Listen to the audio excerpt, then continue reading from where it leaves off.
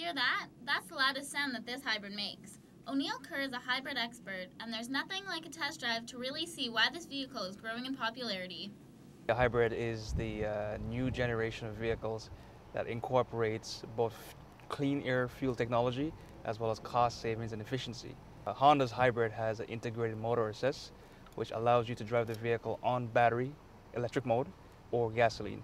So that way you're cutting down on the emissions as well as you're cutting down on your fuel dependency. The hybrid runs on stop-and-go technology. This means that if the vehicle goes over 50 kilometers an hour, the engine will kick in and run on fuel, not electricity. This battery system, you never have to plug it in or charge it.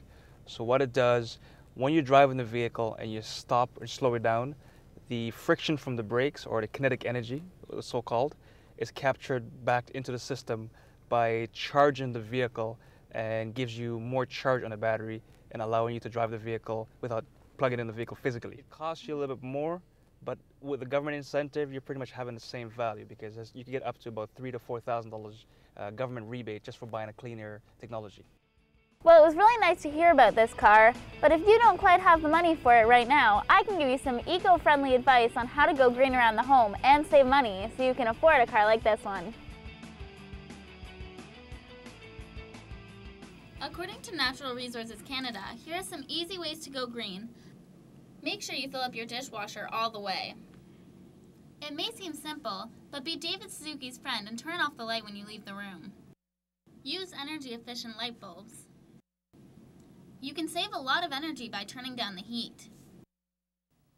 Liz Bennion from Oakville Green has been working very hard for the past 8 years as a full-time volunteer to help conserve the environment around us.